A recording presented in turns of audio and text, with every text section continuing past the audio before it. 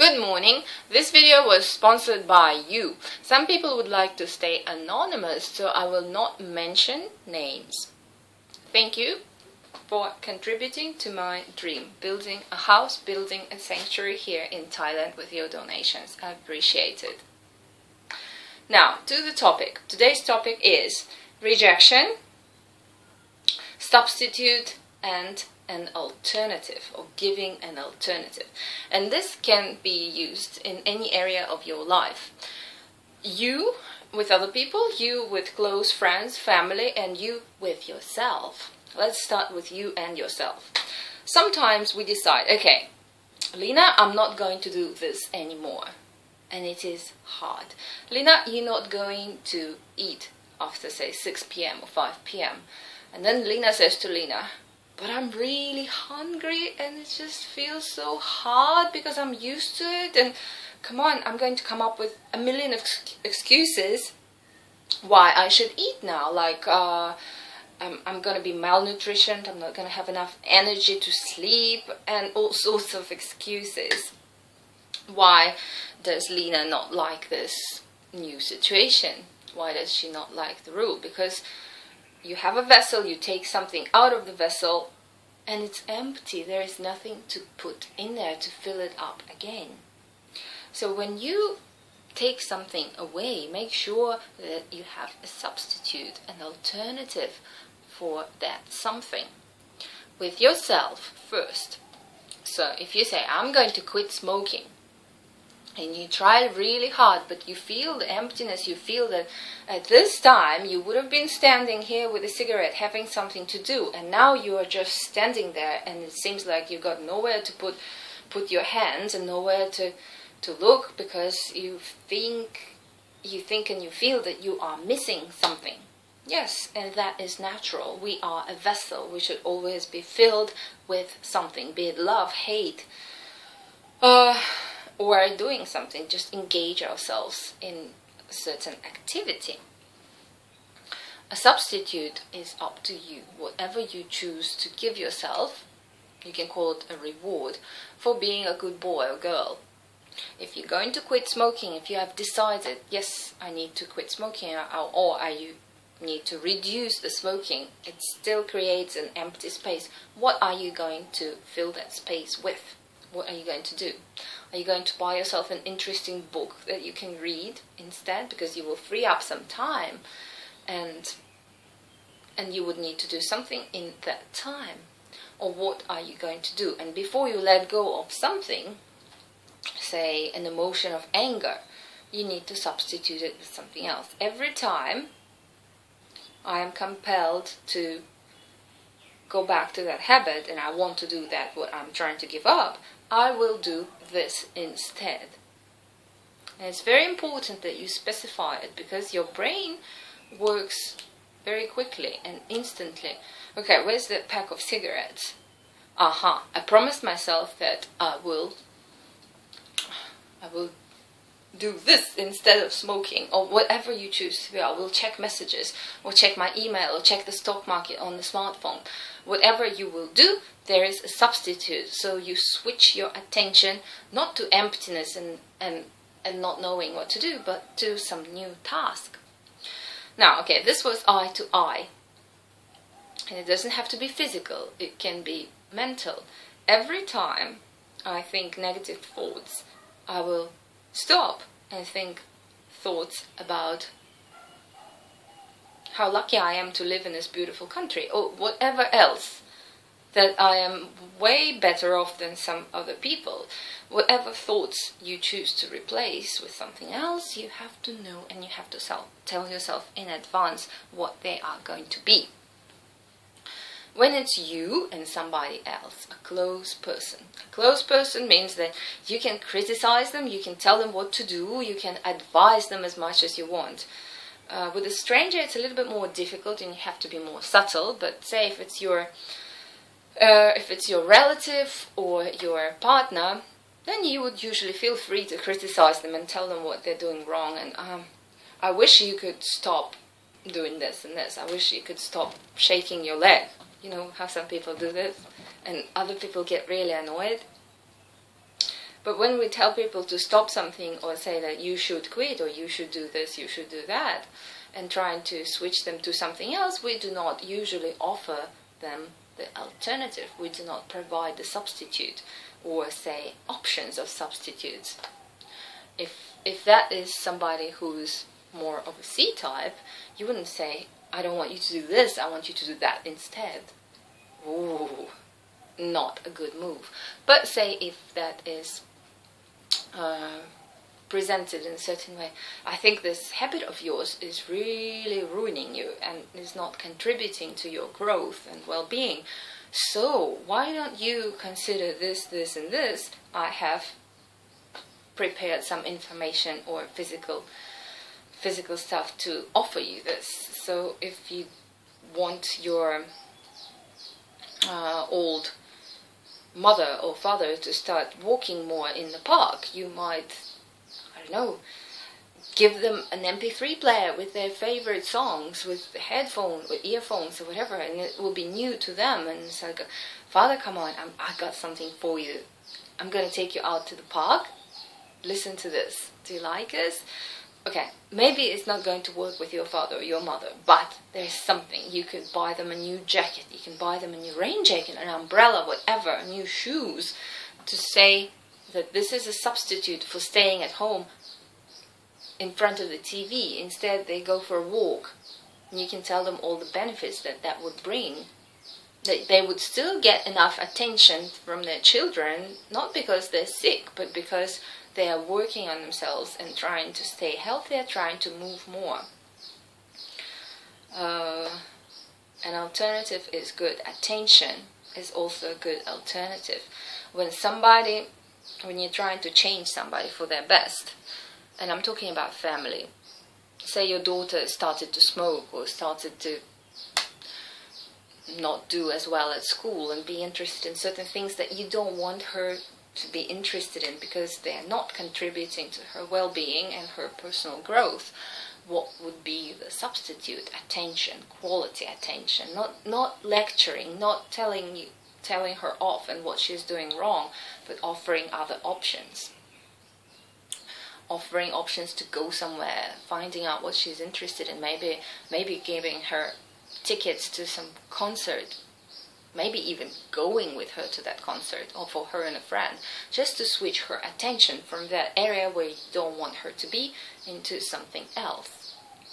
We all face situations in life when we think that we know better what is good for the other person.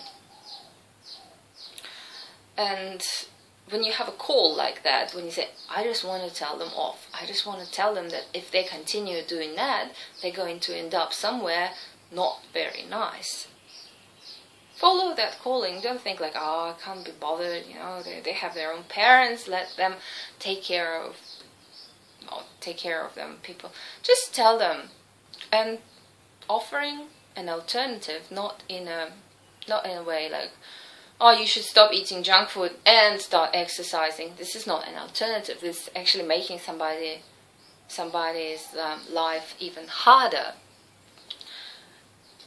An alternative has to be attractive, more attractive, to take the attention off the old habit for yourself or for anybody else. What do they like? What do you like? What would be an alternative to, say, smoking? What is your favorite fruit?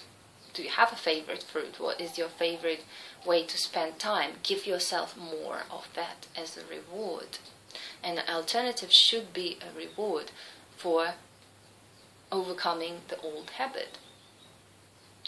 If you talk to anybody, everybody has something that they want to let go of, that they want to get rid of. There hasn't been a single person who is fully happy with what they and who they are, with all their habits. They all want to quit this, perhaps lose a kilo or 2 or 10 kilos or a lot more. It's just there's always this imperfection because it's in our genes to grow. It is in our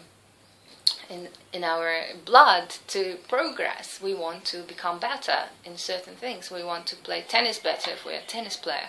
We want to, look better if we're absorbed in our looks.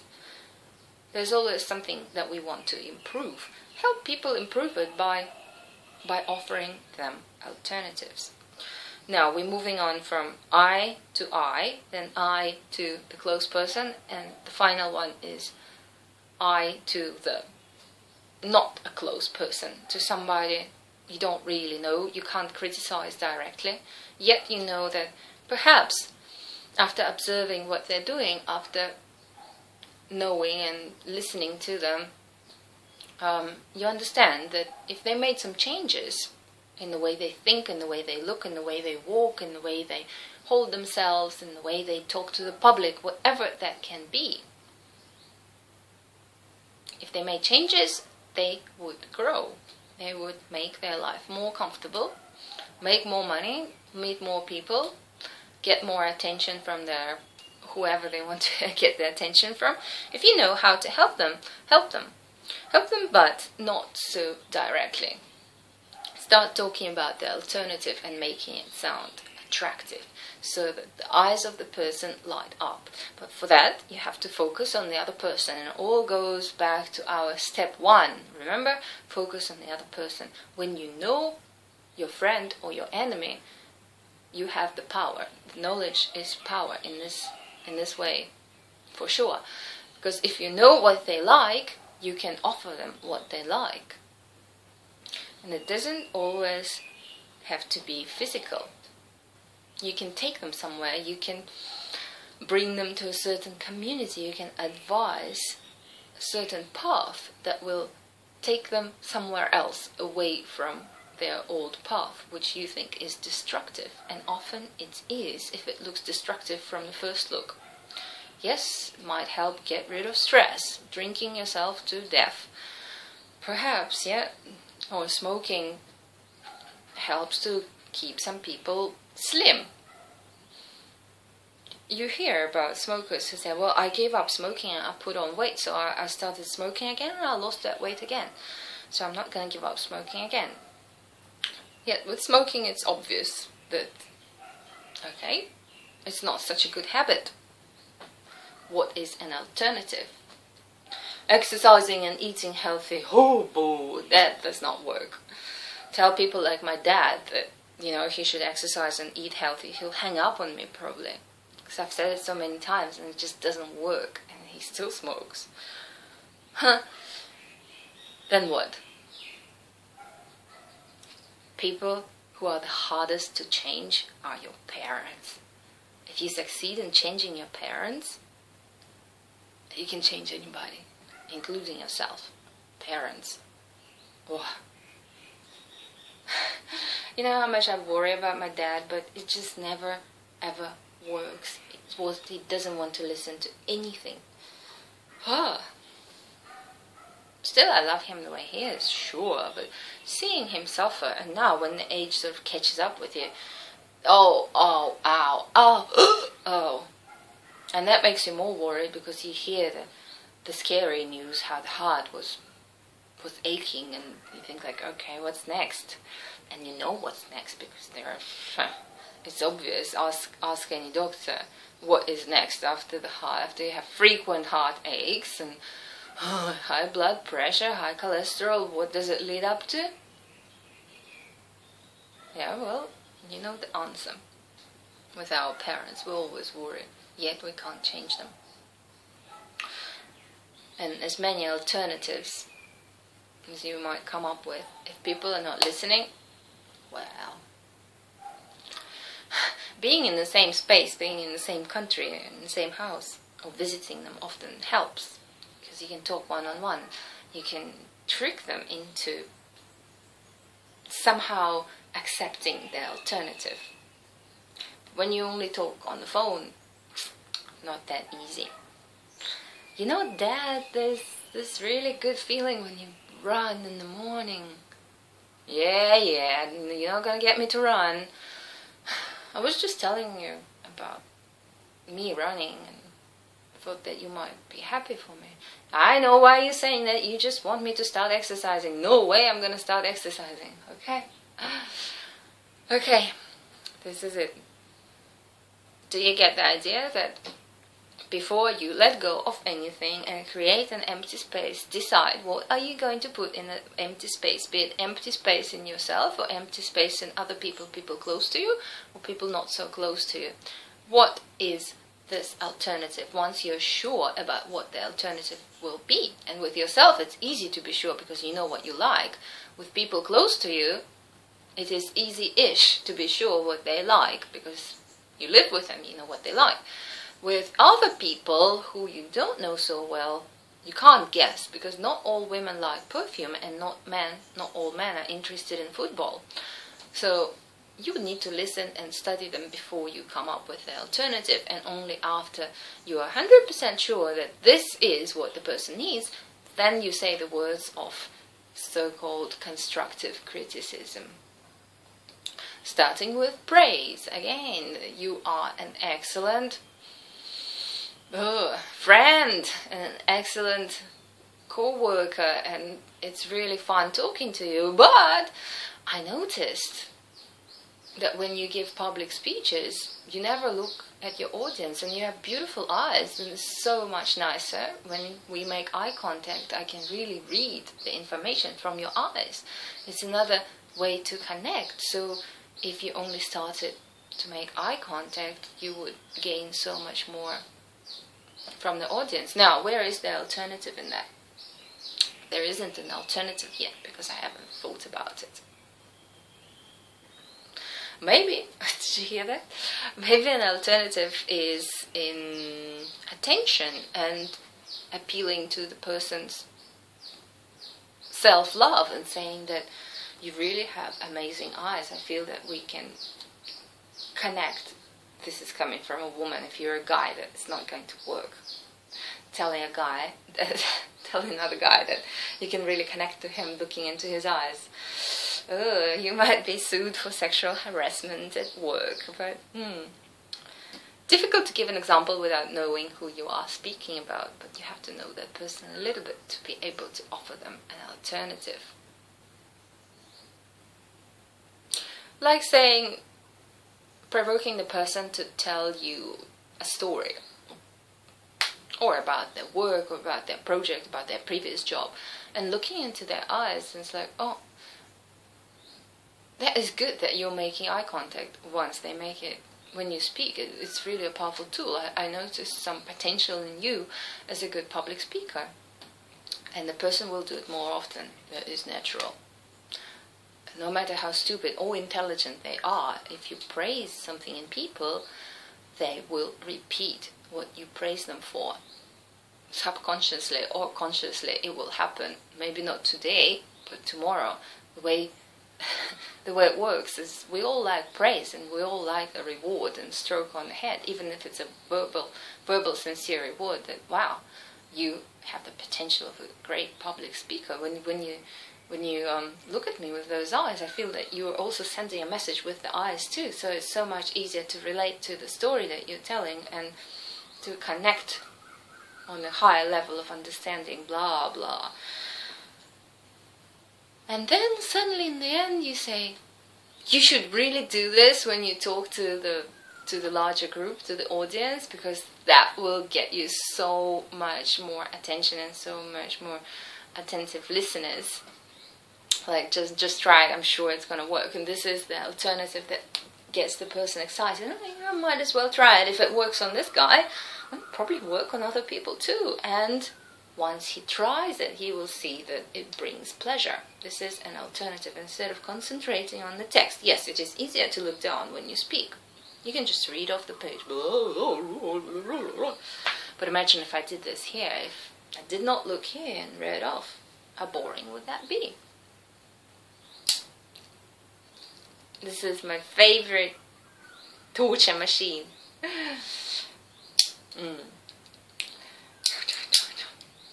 Like a crocodile. Yeah. This is the part when Lina says, okay, don't be afraid to nurture your inner child and just play. Imagine this is a crocodile. No, it's not a plastic hair clip, it's a crocodile. And it's about to bite into your hand, arm. Ooh, that doesn't hurt at all. But on some parts of the body it does. Not that I ever tried, but Anyway, you've seen this before though. You've seen it before back in the old house a few months ago. Okay, lovely ladies. Oh, gentlemen, sorry. Yeah, right, okay. We'll see you tomorrow. And from yesterday, I'm an official volunteer translator in court here. I don't know how often they will call me, but I think it will take some months and months getting up to the trust level. They were very skeptical and suspicious, and I had to fill out a form and tie and write about why and what does it take to be a good translator, to be a good interpreter. It's like, I don't know the culture that well, and I don't really know what the people want to read.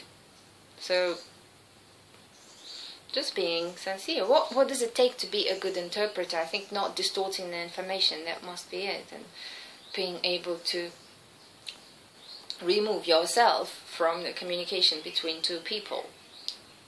Because if the information passes through you, chances are that you will add a bit of Lena into it, a bit of color. And usually in certain situations it can be okay. It can actually sort of soften the language, or just make it a little bit less I and more the other person kind of package, and pass it on to the listener. But in court, I wouldn't want to do that because it would have consequences that I might not foresee. So being a good interpreter in court would be being as neutral, like a computer sort of Google Translate. Not that, but yeah, that would make problems. Just taking the information as plainly as possible, not adding any Lena into it, and passing on to the other person. Maybe that is it. I really hope to get some Korean clients. That would be more fun. Went to a Korean restaurant yesterday. They had kimchi, real kimchi, so sour. So I had the kimchi soup, kimchi jjigae, without any pork or meat, and it's just like cabbage soup.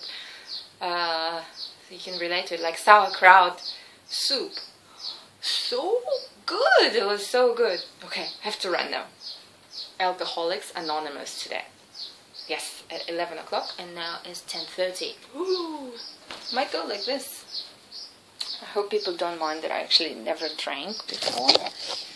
Not too much. Thank you for your attention, and the butterfly is saying goodbye.